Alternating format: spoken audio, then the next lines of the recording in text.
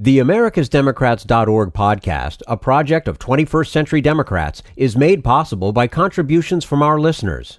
Want to do more? Go to AmericasDemocrats.org and click Donate. And thank you for allowing us to be your voice. And if you enjoy the show, please share it with your friends on Facebook and Twitter. This is AmericasDemocrats.org, the weekly podcast for stand-up Democrats. I'm your host, Jim Cuddy. This week, former FCC Commissioner Michael Copps on how losing net neutrality will be a loss for democracy.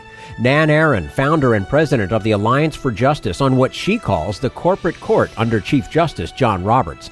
And Bill Press talks with Ben & Jerry's Ben Cohen on who will benefit the most from the GOP tax plan. Had enough of Fox News, the House Freedom Caucus, and Donald Trump? If you want the facts that you won't get from them or from the fake news sites of the alt-right, then stay tuned.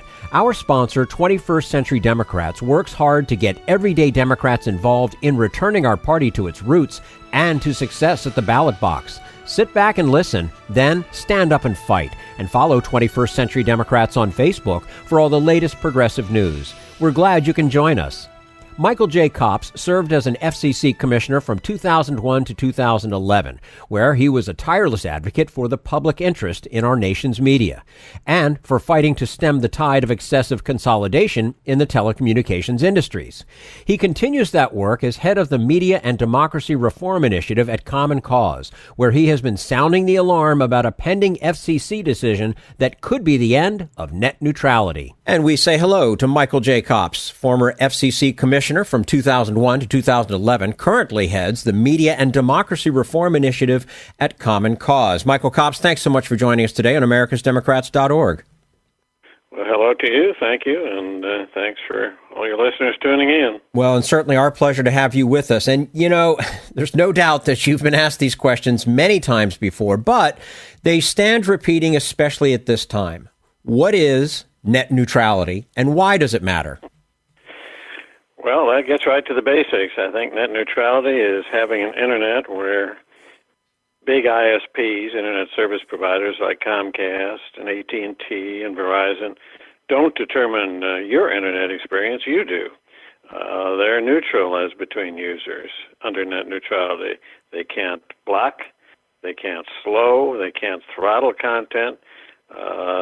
They can't throttle your experience to favor others, nor can they favor their own affiliates or business friends by offering them faster lanes, and people they might not be able to extract as much money from get the slower lanes, and you and I end up with the slower lanes. And it's important because it's to make sure that the internet supports free speech and the right to organize, and is really to the maximum extent possible controlled by we the people rather than a few special interests who are looking to build monopolies. What happens if we, in fact, lose net neutrality? Well, you lose those things. You encourage monopoly. You remove all public interest oversight, and you say to these companies, okay, go ahead and do what you want to do. And these are massive companies who are controlling not only distribution, but content. So they've got the whole ball of wax, and if that's not the classical definition of monopoly, like John D. Rockefeller had, the oil and the railroads to move it, that's monopoly. And I thought we had addressed and solved that problem back in the early 1900s, but here we are back in 21st century with the internet fighting these battles all over again. Yeah, in fact, here we are at the edge of a cliff with FCC Chairman Ajit Pai ready to roll back regulations put in place in 2015. So, Michael, how did we get here? I mean, is there a strong sense in cyberspace that net neutrality doesn't work? No, we got here for two main reasons. One of them is just the power of money in Washington, D.C., the power of the special interests, the armies of lobbyists and lawyers and CEOs who are constantly, not just at the FCC, but at agencies all over this town, trying to get rid of government. When Ajit Pai came in, he said, I'm going to take a weed whacker to regulations, and he has really done it. Don't underestimate this fellow. He's probably been one of Donald Trump's most successful practitioners of getting rid of the administrative state. What do they call it? The deconstruction of the administrative state, which means get rid of government. So number one is the power of the special interests, and number two is just the extreme ideology that drives most of these people. I think Ajit Pai, close as he is to the special interests, and he worked for Verizon at one time, but I think he believes all this nonsense that the free market left to itself can get broadband out, for example, to areas where there isn't even a business plan for anybody to go in and build there, that the free market can solve all problems, and that these companies will somehow regulate themselves in the public interest instead of competing against one another to extract maximum dollars from consumers and from citizens. Is there a sense that those in the cyber world, and even those that perhaps are on the fringes, are supportive of this? I mean, it doesn't sound to me like there's a whole lot of support for getting rid of net neutrality. Well, there's support with big money in the ISPs, a lot of the tech world, even some of the bigger companies, and certainly the smaller ones are in favor of keeping the rules. These are innovators, the old story about the garage store entrepreneurs or the garage entrepreneurs inventing new apps and new technologies, and that's the attraction and the dynamism of the internet. We want to keep that going, but when you make it rougher for those people to access the internet and give all this power to the market-oriented musketeers of the big ISPs, you're asking for real trouble, and it's a tragedy of historic proportions, because here is a technology, broadband and the internet, that's so dynamic and so open and so full of potential. This could be our town square of democracy paved with broadband bricks if we played it right, and it could be really just a tremendous advantage for all of us as we sail further into the 21st century. And just to say, well, we're going to treat that just like we let radio and TV and cable go down this road of concentration and fewer companies controlling how you get to this stuff, and let them go down this road of rampant commercialization, let them go down this road where they're not producing news and information and employing reporters and journalists. We've lost maybe a third or a half of our newsroom employees and journalists since the turn of the century, largely because of this concentration of power, consolidation of power, giving gatekeepers all this control. So here, finally, in 2015, the FCC came forward with net neutrality rules. The court said those are fine. If you want to have some public interest oversight of the internet, this is the way to do it. Call them telecommunications under Title II of the Act, and go ahead and do your job and protect the public interest. And then a year later, almost 2 years later, Ajit Pai comes in and says, no, we're going to go back to the way it was before that, which the courts had told us was not the way to do it. It's really weird, but it's a weird commission. Yeah, it's weird times. We're speaking with Michael Copps, former FCC Commissioner, currently heading the Media and Democracy Reform Initiative at Common Cause. Michael, how do you respond to the argument that the free market would provide better oversight than the government? Well, it won't. I mean, it's not going to go to the most rural part of America and put in high-speed broadband unless there's some incentive or help or some public interest, some public infrastructure.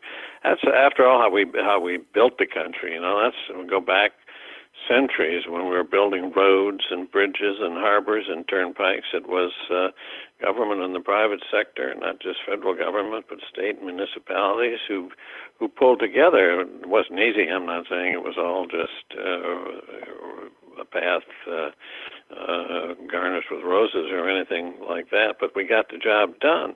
But now, since in the Reagan and Bush years, we got this other ideology as no, private sector can do it. Well, the private sector is not going to build that broadband. The private sector is going to compete with one another, not to the benefit of you and me, but to the benefit of the unforgiving expectations of Wall Street and the marketplace. These companies have to to increase their profit margins every year, or else their share price goes down. And it's not the way we used to run this country, but it's the way we run it right now. So there's no question in my mind that you have to have some public interest oversight. You know, the statute that oversees all of our communications, the telecommunications law of 1996, which was built on the telecommunications law even earlier than that, very clear that the primary job of the FCC is to protect the public interest.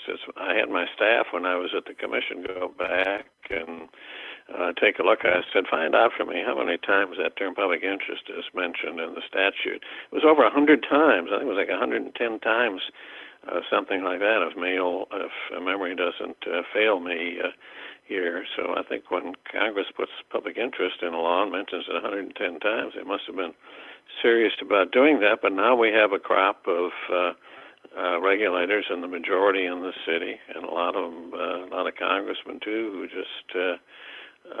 just don't buy that, don't believe there's such a thing as a public interest. But I'll tell you, when you're talking about our communications infrastructure, when we're talking about something that provides our news and information, and that really sustains self-government by giving people the news and information they need to make intelligent decisions for the future of the country, that's pretty important stuff, and we better take it seriously. And I'm at the point where I think self-government is seriously jeopardized by the lack of that journalism and by what's happened in the communications ecosystem to diminish that journalism. You know, you have these billion-dollar mergers. Well, somebody got to pay for those in the final analysis. So when the FCC approves these mergers, as they almost always do, first thing these companies do is look around and say, well, how are we going to pay for this? And the first place they look very often is, oh, we got all these newsrooms. Let's close some of them up. Let's shut them down, fire the reporters, or combine the newsrooms, and it's less voices, it's less diversity, it's less news and information, and it's dumbed down our civic dialogue. I know that's a strong term, to the point where, as I say, I fear for the ability of the country to have the news and information available to it, to chart a wise course through all the challenges we face. Your first term as an FCC commissioner began in 2001. That's correct. When did you first become concerned that freedom on the internet was in jeopardy? About 2001 and 2002, certainly, when Michael Powell decided to say that cable modem broadband was not a telecommunications service, and therefore was not responsible for public interest oversight or doing anything to make sure that cable broadband served the public interest. And I was giving speeches the next year. Somebody dug one up in the New York Times the other day from 2003, where I said the internet as we know it may be dying. So I was fearful early on that this open dynamic internet, which a lot of people thought was exempt from the laws of the marketplace and concentration and consolidation and all that, I was afraid that was going to go down the same road as radio and TV and cable, and it pretty much is. Commissioner Pai says that net neutrality has already resulted in the loss of 120,000 jobs. Is that true? Oh, that's ridiculous. I mean, get on one of the revenue, what do they call them? In New York, stockholder, when they get on the phone with the business press and all that, the big companies, and they'll tell you how great they're doing, how much money they're making, how business is going up. Now, we have lost some jobs we shouldn't have lost, like I said, in newsroom. That's probably, I don't know, 30 or 40,000, just a rough estimate. But there's no question that the sector is dynamic and it's thriving and it's profiting. And, we can commission studies to show one thing or the other, and the big companies are very good at doing that. But I think that's poppycock. Now, this debate, as you well know, has gotten very ugly, with racial slurs being directed at Commissioner Pai. You have been an outspoken critic of such speech, even to say in a tweet that, quote, anyone who uses hate speech against him is no ally of mine. Racism and xenophobia are never in the public interest, close quote. How can we get to a more civil place in this discussion? Well, that's kind of a $64,000 question, how we tone down all this partisanship. I think, however, that those of us who live inside the Beltway live this kind of partisanship on almost every issue. But, I've traveled a lot in the last 17 or so years talking with people around the country on media and telecommunications and all that. And I don't find that kind of partisanship so much outside of Washington, D.C. Do you find, the occasional racist, and there are too many of them around the country? Yes, but by and large, I've seen polls that say 70% of Americans basically think we should have strong Internet rules. I saw a poll on the AT&T Time Warner merger that said, I think this is correct, 65% of Democrats opposed it, 64% of independents, and 63% of Republicans. So that's not very partisan. And I know that politics has changed in the country, but I don't think Donald Trump was elected because people want more consolidation or higher broadband bills, or that they enjoy paying $232 a year on average for a cable set-top box. He was elected for very different reasons. So if the FCC would do its job of getting out what it's up to, I think that would help. I really urged that when I was at the commission years ago. Let's take these monthly meetings, and at least every 2 or 3 months, take them outside of Washington, D.C., and let the people know, A, what the FCC is up to, and more importantly, listen to what the people have to say about the decisions the FCC is going to make that the people have to live with. I think more and more, people are beginning to realize that they're not being treated as citizens by these big media companies. They're products. We're all products. You're a product. I'm a product, and the job is, and the business plan is to sell us to advertisers.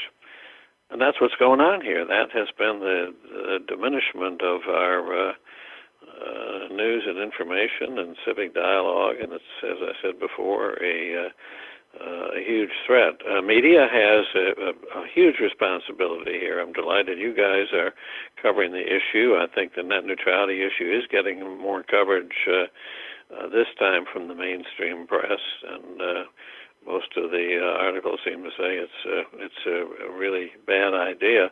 But media's got to keep doing this on an ongoing basis. They have to do it with the media ownership rules. They have to do it with broadband for the poor and the E-rate for schools and libraries and all the rest. So getting news and information, accurate stuff, fact-based, not infotainment, and real news, not fake news, would go a long way toward putting us back on a more civil path in our public discourse.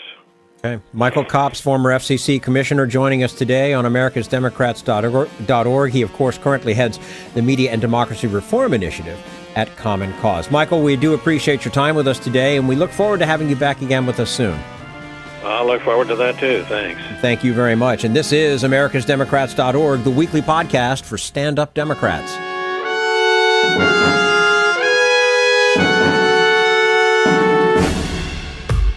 We want you to sit back and listen to this americasdemocrats.org podcast, a project of 21st Century Democrats. But we need you to stand up and fight. Do you want to get involved and help get our party back to its roots and to success at the ballot box? You can make your contribution to help us keep this show going and to elect Democrats who will stand up for democratic principles. Go to americasdemocrats.org and click on Donate at the top of the page. This Social Security measure, I believe that we must pass legislation to provide medical care.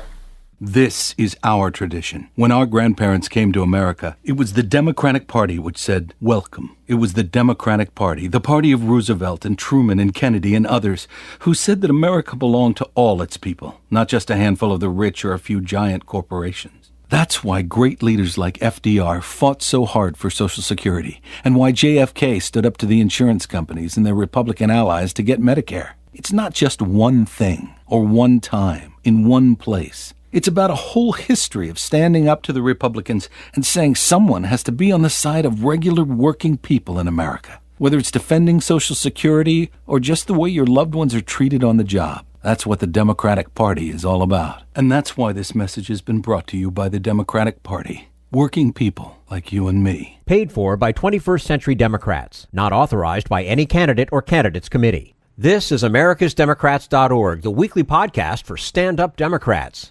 Nan Aron of the Alliance for Justice tracks the performance of the Supreme Court and sees a disturbing trend under Chief Justice John Roberts. We'll talk to her about that in just a moment.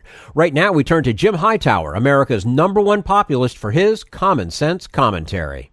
Last year, America's largest internet provider, Comcast, took over the second largest, Time Warner. So Comcast is now a coast-to-coast beast, running its proprietary lines into 25 million of our homes. Bad enough that this market power allows the internet giant to gouge consumers, but it has an even more sinister reason for muscling up. Comcast, along with a handful of other internet service corporations, intend to eviscerate the pure egalitarian ethic of net neutrality. The great virtue of the internet is that no one controls its content. This digital communication technology has been so successful and socially valuable because it is a wide-open democratic forum, accessible on equal terms to all who want to put information, images, opinions, etc. on it, or to download any of the same from it. But if corporate powers could restrict the flow of internet communication, they could collect billions in tolls for privileged access. Thus, the real motivation behind Comcast's 2016 mega-merger was that their added market control would set them up to be the very gatekeeper that the internet community doesn't need and adamantly opposes.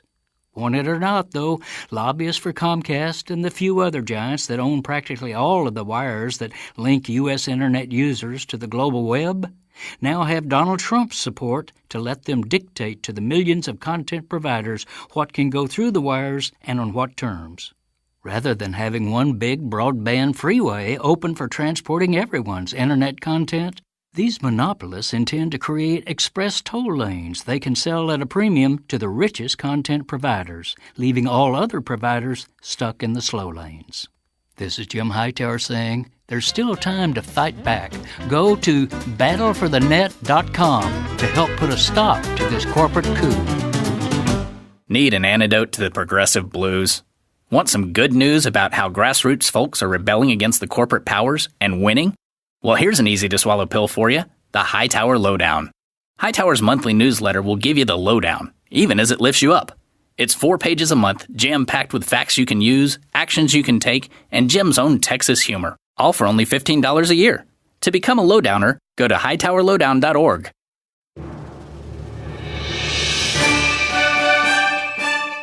This is americasdemocrats.org, the weekly podcast for stand-up Democrats. Nan Aron is the founder and president of the Alliance for Justice. She's a leading progressive voice on matters related to our nation's judiciary. And we say hello to Nan Aron, who's the founder and president of Alliance for Justice, which is a leading progressive voice on matters related to our nation's judiciary. Nan Aron, thank you so much for joining us today on americasdemocrats.org. Thank you so much for having me. It's a pleasure. The pleasure is ours. You know, the composition and performance of the Supreme Court is a major concern of the Alliance for Justice. On your website, it says the Supreme Court can be the most difficult to hold accountable to the American people. Why is that?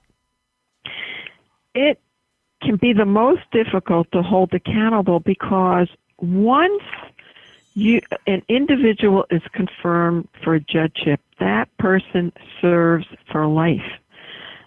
This is one of those very, very, very few jobs where you cannot be fired unless you've engaged in major malfeasance and are impeached.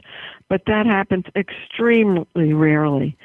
So anyone who becomes a judge is there.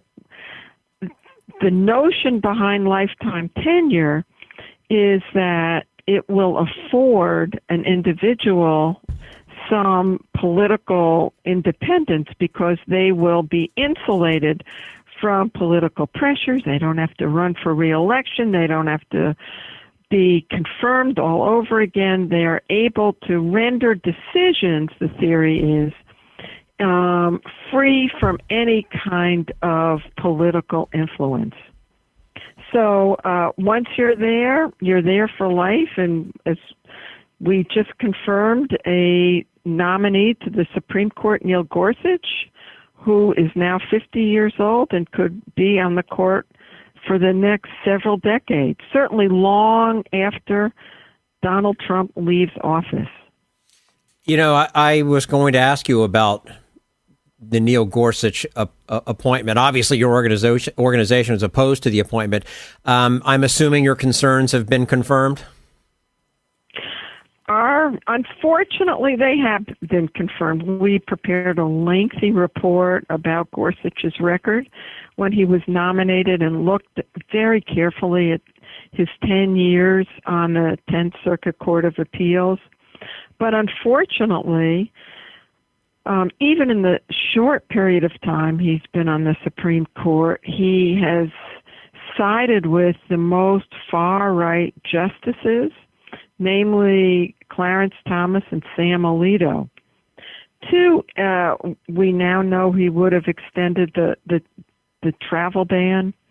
He would have allowed religious institutions to receive public subsidies.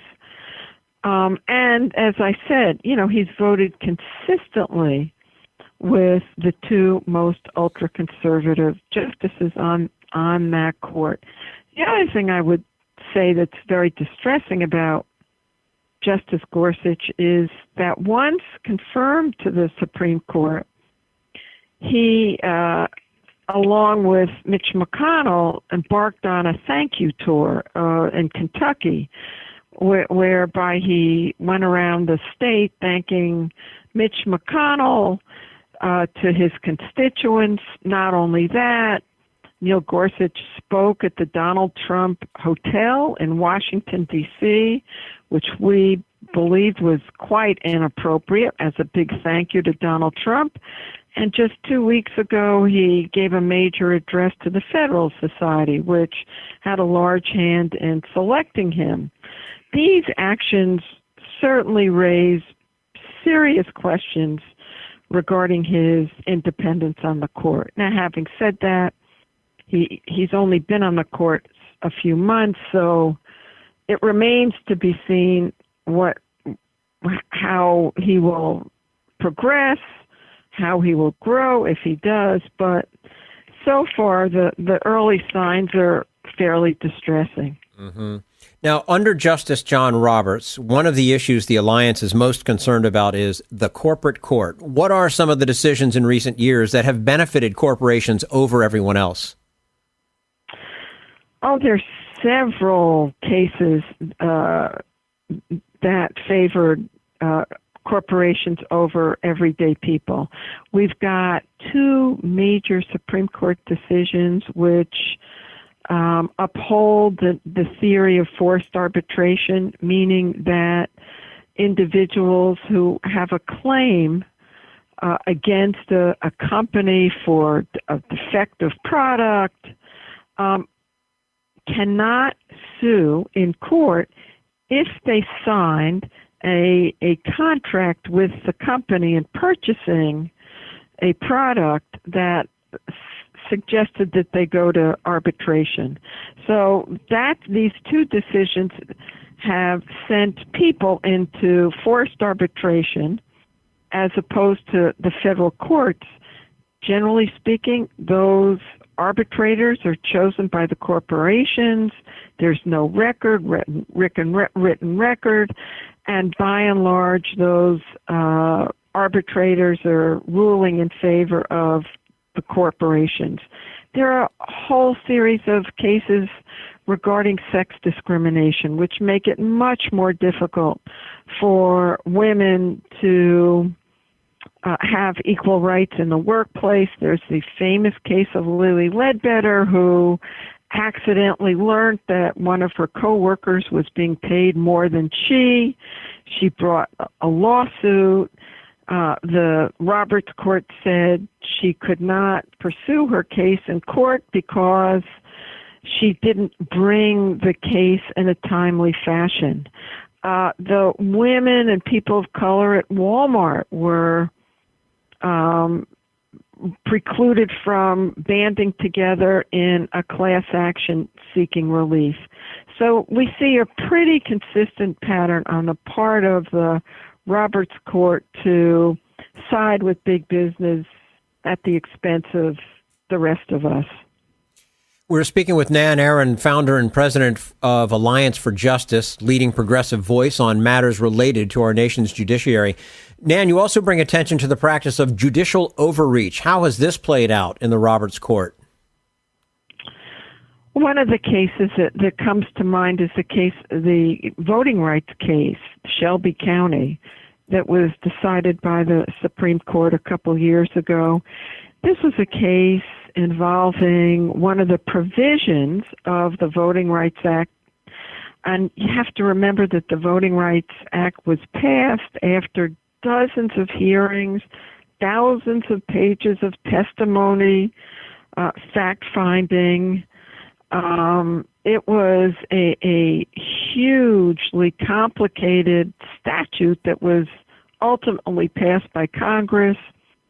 The court struck down the pre-clearance section of the statute, opening up countrywide voter suppression activities, and it certainly stands as one of the most egregiously ideological decisions of the Supreme Court. I would say that probably Shelby County is one of the many examples of judicial overreach. Mm-hmm. You know, it's impossible to know how many more appointments President Trump will be able to make to the Supreme Court. Despite that fact, he recently added 5 more names to the list of people he would consider for the Supreme Court. What's your sense of why he made such a move, and what do we need to know about who's on this list? I think he expanded the list for 2 reasons. One, I think the administration wanted to hand a little gift to the Federal Society at its conference 2 weeks ago by making this major announcement that there are new names to the existing list. So I think it expanding the list served as a reason to make a big splash at the Federal Society meeting. And as far as who's on the list, the new names certainly don't give us any kind of reassurance that the administration is looking for more independent-minded judges. In fact, one of the names on the list is someone who was recently confirmed to a seat on a circuit, Amy Coney Barrett, who was exceedingly controversial and had a very troublesome record as a law professor. Another candidate on the list is a judge on the D.C. Circuit named Brett Kavanaugh, who has been one of the most ultra-conservative judges, not just on the D.C. Circuit, but in the country. So I imagine that this list will continue to grow as new names are suggested to the administration. But I do think it was time so that the administration can make an announcement, a splashy announcement at the Federal Society meeting. Mm-hmm. What are some of the upcoming cases that are particularly high on your radar in terms of the potential to impact our lives? There will be a whole host of voting rights cases involving gerrymandering. We just yesterday heard about a case being argued, the cake shop case, involving the desire by a baker not to sell his cake to a couple who are gay. We've got a huge case coming up early next year involving the right of public sector unions to charge non-members a nominal amount of dues as part of their service as workers that are part of a shop where there are others who are union members. A decision in the Janus case, this union case, could well make it much more difficult for public sector unions to carry out the incredibly valuable work they do every day in this country by allowing non-members simply to get the benefits of unions without paying any dues whatsoever. But we will see a steady number of highly important issues going to the Supreme Court as the year progresses next year. And probably with some of these big cases, the cake shop case, the union case, the gerrymandering case, probably will have some kind of announcement in terms of a ruling at the end of the term, which will be June. Okay. Now, certainly one of the highest profile nominations to the Supreme Court in recent history is that of Justice Clarence Thomas. It came, of course, against the background of Anita Hill's charges of sexual harassment. You played a role in this story. Early on, you got a tip about the allegations, relayed that information to Senator Ted Kennedy. We know how that turned out. Many people simply didn't believe Anita Hill. With the emergence of the Me Too movement, do you feel the ground has shifted in the way we listen to women when they come forward with stories about sexual harassment? First, it's important to note that had the senators, Republicans and Democrats, taken Anita Hill's allegations more seriously, had they investigated completely her charges, and had they been willing to give her a fair hearing as well as corroborating witnesses, I don't think we'd be in the state we're in now with respect to sexual harassment. But having said that, we're certainly at the moment in the middle of a storm. It remains to be seen what the long-term impact will be. At the moment, it certainly feels as if women are having the courage and independence to speak out. It certainly looks like some of the behavior on the part of men is being punished, and appropriately so. But I would think that the time will only tell whether this is going to be a sea change in the way men and women behave in the workplace.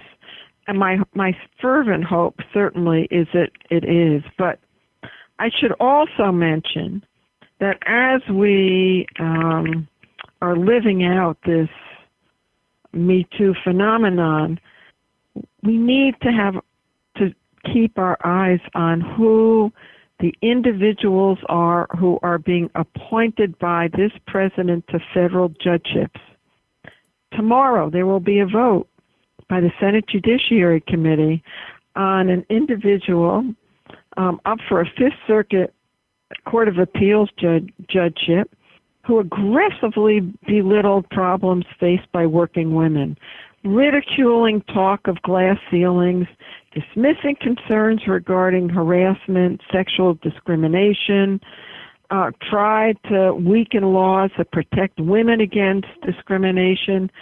So I think we have to ensure that all institutions, including the federal bench, and including those being selected for judgeships, are part of this new revolution in terms of women's rights. And unfortunately, I don't think the Senate has been appropriately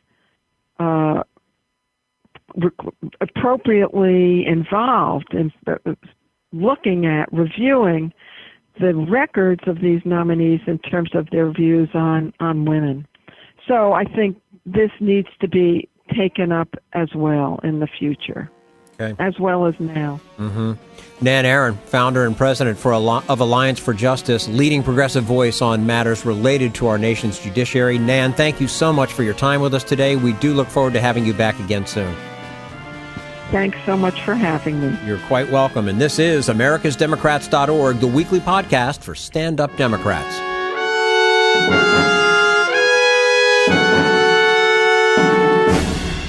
We want you to sit back and listen, but we need you to stand up and fight.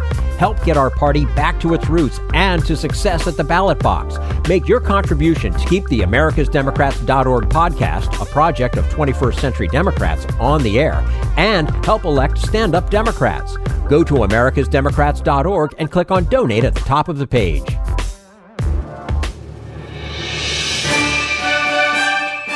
This is americasdemocrats.org, the weekly podcast for stand-up Democrats. And now Bill Press talks with Ben & Jerry's Ben Cohen about the GOP tax plan and what it means for Americans across the income spectrum, plus the launch of a new Poor People's Campaign. Speaking of a great American, we got one right here in studio with us. It's one and only Ben Cohen of Ben & Jerry's fame. Hey, Yo, Ben. baby, what's happening? Great to see you. All right. So, Ben, first, before we get into the news today, I just have to tell you, I didn't even know you were coming in this morning. A Thursday night, Carol and I and a couple of friends went down to a new area of town here called the Wharf. It's our waterfront. I've been hearing about recently developed. First time we'd been down there at all. Had dinner at a great restaurant. And we wanted to go down and get some dessert. No, let's go somewhere else and get some dessert. We walked along the waterfront, and there was Ben & Jerry's. By God. So thank you for... if it's hip and new and trendy, we be there, baby. You are, that's it, exactly. And I had some Cherry Garcia for dessert. Right, so the good old standby. So this is one of your newest places in town. Yeah, I suppose so. You got to go down. Yeah, I've been there before you. You got to get down there. Got to get down there and see it. So, I mean, we were talking about, you're saying your comment about how the Senate did this thing with no public hearing. Here's a bill that impacts the entire economy, right? In the middle of the night, no public hearings.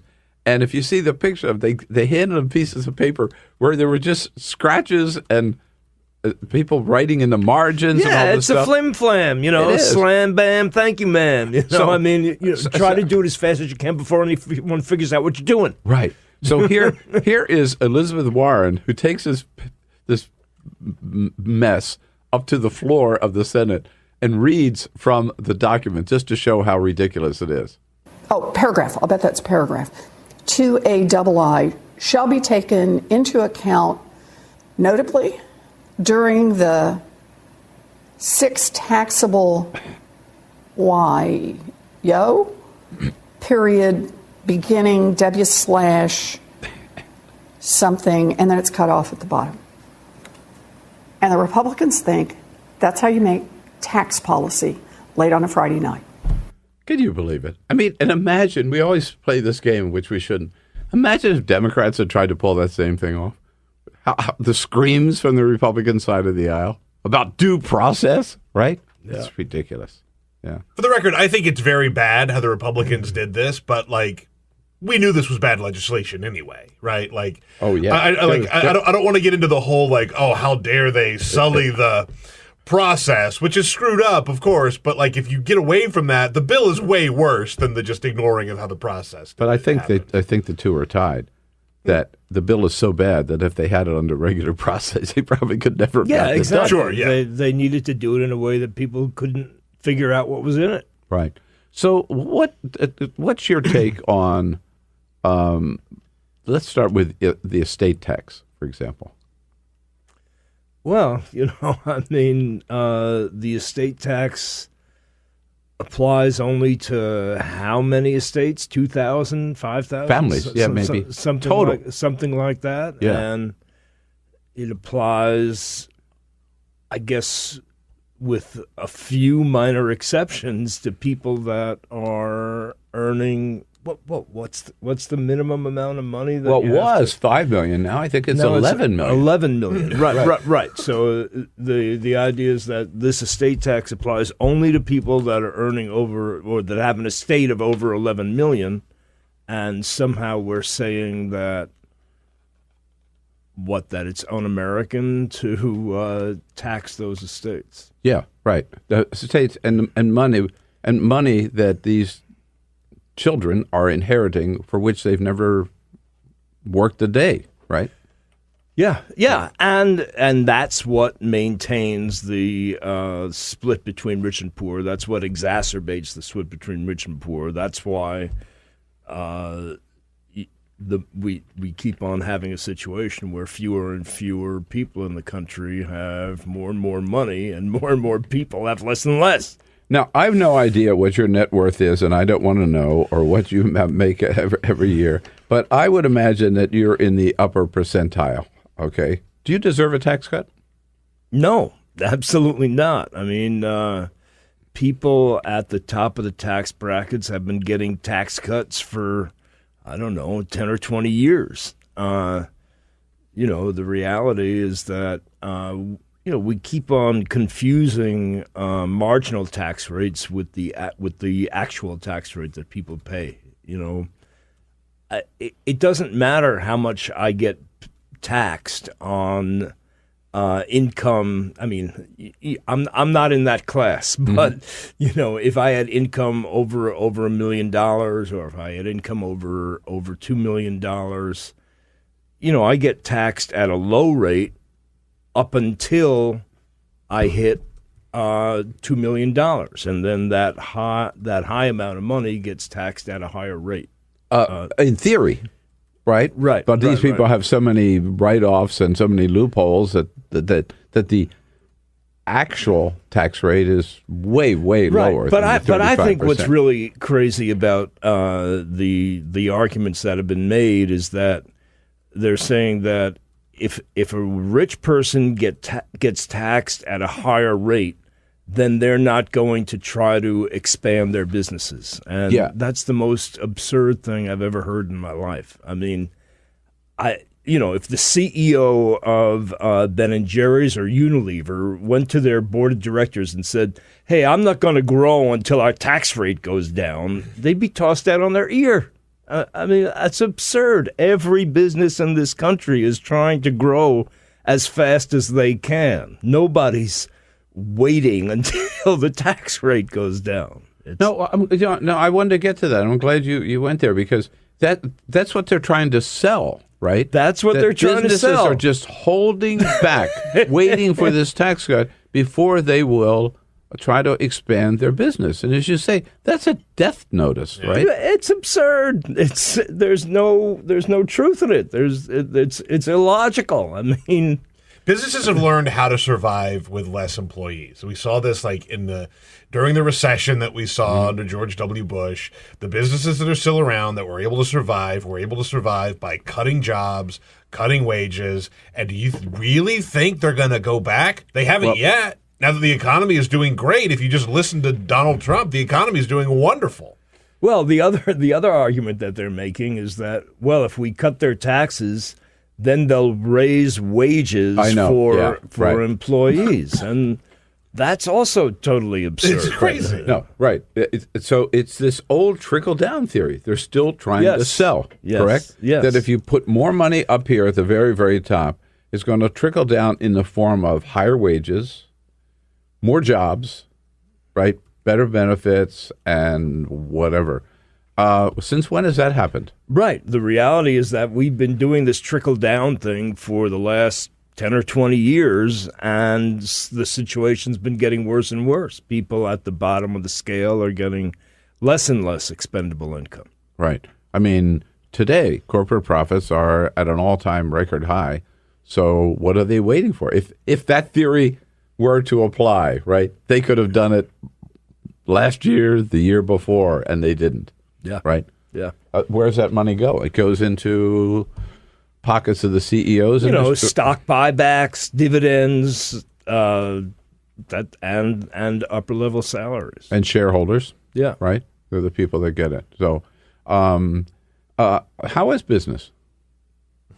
Business is great. Ben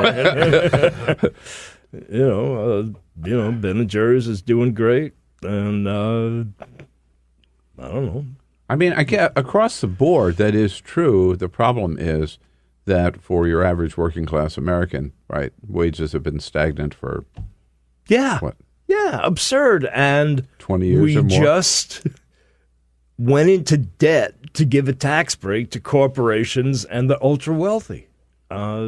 Absurd, right? I mean, and and the reality is that it's all done on debt, and eventually, regular people, middle class people, are going to pay for it. Right. All done on debt. All done by people who call themselves deficit hawks. Right? Yeah. And yet here they are with a bill where the congressional, the Joint Committee on Taxation or whatever said, no matter how you slice this is going to add at least $1 trillion to the national debt. And these deficit hawks said, oh, that's okay because... Well, that's okay because they're doing what their donors want them to do. That's okay because, as this Representative Collins said, my donors called me up and said, hey, if we don't pass this tax cut, they're not going to give us any more money. Right. I mean, that's clearly what's going on. 2/3. I mean, even though this whole tax bill has been kept secret, that they've tried to prevent people from finding out what's in it, 2/3 of the American public are against it.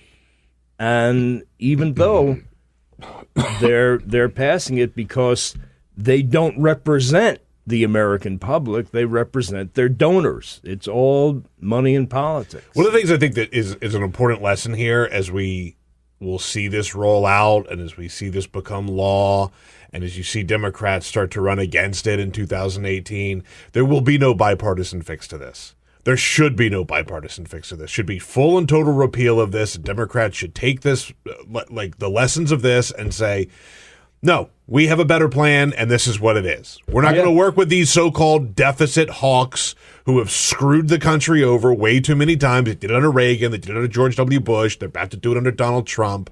This is who they are. Right. And we don't want to work with them. Yeah, well, we've got Donald Trump and Mitch McConnell both on the record yesterday saying no Democrat voted for this. Yes, good. Let's remind everybody that but the last point you made, you can't escape it, right? This does get back to something you and Jerry both have been working on, and with Bernie Sanders, is money in politics. Absolutely. That's the root cause of the problem. And, we get sidetracked because of, whatever tweet or whatever particular thing is happening currently. But the root cause of the problem is that our politicians are bought and paid for by high-level donors. And until we get money out of politics, we're just going to keep on repeating the same bullshit that we're seeing right now. And so the answer is repeal Citizens United or constitutional amendment? Or? Yeah, the answer is definitely a constitutional amendment. There's already 19 states that have voted in favor of an amendment like that. And we need to pass campaign finance laws on the local level and at the state level and as much as we can at the federal level while we're working on getting this amendment to the Constitution. It's interesting to me that this has certainly been a signature issue for Bernie Sanders long before he ran for president. But it's one that really resonated with the American people last year. I mean, right. I mean, the entire population. Yeah. I mean, you look at the polls, 80-90% understand that our country, our government has been bought and paid for through campaign contributions. The big problem is that people don't know if we can do anything about it. And so when we had a presidential candidate who was saying, yes, that's going to be the heart of my program. I'm going to do something about it. People glommed onto him and supported him with all their heart and soul and their wallet. And by the way, and proved it by raising, what was it, $236 million from small donors. Right. Average donation, $27, right? The whole thing. You prove that you don't have to go to just big donors, and you don't have to depend on just big donors. Absolutely. Pardon me, but a little anecdotal thing. I was in a meeting the other day with some people putting together a political panel, a seminar, right? And they were talking about raising money. That one panel, one discussion was going to be on money in politics, right? And all the people they had proposed were people who were talking about PACs, super PACs, corporate dollar. And I just said, you guys, what are you doing? There's a different way to go here now. And Bernie has proved that it's viable. You can do it. You don't have to do this. This is so 20th century, what you're talking about. But I guess my point is these are all people in Washington, all players in Washington. Washington still hasn't gotten the message. No. They're still into PACs and super PACs. Yep. That's the way we fund campaigns. Yeah. And they're wrong. Yeah. Yeah, I think that's true. I mean, the important thing is that pissed me off. You have to have a candidate that really represents what the people yearn for. That's not your average run-of-the-mill candidate. Right. And again, Bernie has proved you can go out and you can do it differently. So you come to Washington on a, not just to see us, thank you again, but on a very important mission. What's going on? This is the announcement of the beginning of the new Poor People's Campaign.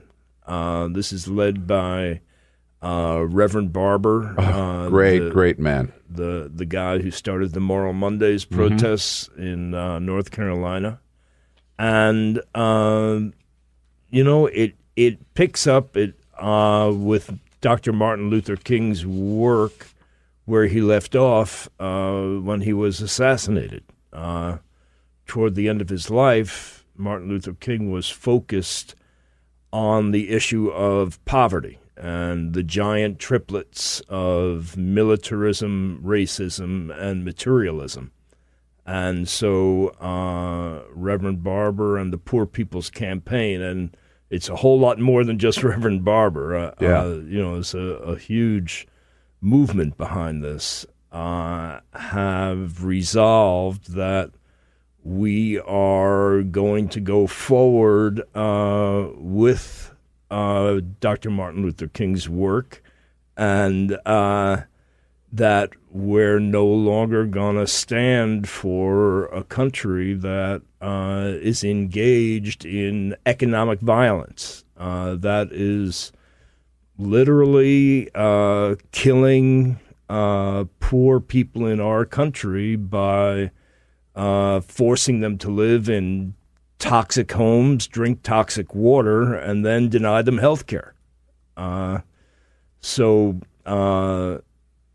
This is the kickoff tonight. There's going to be a concert, and the way it's going to take place is that in the spring there will be 40 days of nonviolent civil disobedience around the country. Wow! And that'll be the beginning of it. Right. And another People's March planned, or I'm not aware of that part. All in the planning stages, right? But I'm sure. And the concert tonight here in Washington. Yes, I believe at Howard University. Yeah, Reverend Barber. Did you get arrested again? It's good. Whatever it takes. Yeah, one of the last times you were in, you and Jerry were leaving here to get arrested on the steps of the Capitol. So that's correct, on the issue of getting money out of politics. And since that time, the stamp stampede has continued to grow. We now have over 80,000 people literally stamping money out of politics on paper currency. I actually picked up a dollar bill a couple of months ago or something that had one of your red stamps on it. I was so proud of you. It's just the beginning, Bill, just the beginning. No, so I was reading this release here from the New York Times this morning that today, exactly 50 years after the Reverend Dr. Martin Luther King began his Poor People's Campaign, that this new campaign is starting. So it's a really historic day. Absolutely. What's the focus? People, you say poverty in the United States of America. I think most people would say, no, those two don't belong in the same sentence, but they really do. Right. It's absurd. We're in the richest country in the world. We currently spend over $700 billion a year, every year, on essentially preparing to kill millions of people on the Pentagon budget. And in the process of the so-called war on terror, which is what we do with that $700 billion, we bomb thousands of innocent people, which creates more terrorists. We're literally creating terrorists faster than we can kill them. And in our own country, if we took just 15% of that amount of money, of the $700 billion that we're spending, we would take care of the toxic housing, we'd take care of the toxic water, and we would take care of health care needs for people who currently can't afford it. Yeah. It's absurd. Millions of Americans living in poverty, below the poverty line, many of them working full-time jobs. But absolutely. They're, even with the minimum wage, they're below the poverty line. And kids going to bed hungry every night, right? And and in this country, nobody talks about it. Nobody, does anything about it. So right, and in a huge slap in the face to those kids, we go and give $1 trillion tax cut to corporations and the ultra wealthy. Boy. Well, you're on the front lines, as always. Ben Cohen, so good to see you. Thanks Come on so much. along with me. All right. Yeah, absolutely. We'll be there. Do whatever we can to help. That's all for americasdemocrats.org. Thank you to all who made today's show possible. Michael Copps, Nan Aron, and the entire Bill Press team. And thank you for listening. If you liked what you heard, please get involved in our efforts to keep this show going and to elect Democrats who are bringing the party back to its roots. Go to americasdemocrats.org and click on Donate at the top of the page. And be sure to find 21st Century Democrats on Facebook. For americasdemocrats.org, I'm your host, Jim Cuddy. We want you to sit back and listen, but we need you to stand up and fight. Join us. Support the americasdemocrats.org podcast, a project of 21st Century Democrats, and help elect Democrats who will stand up for democratic principles with your contribution today. Go to americasdemocrats.org and click on Donate at the top of the page.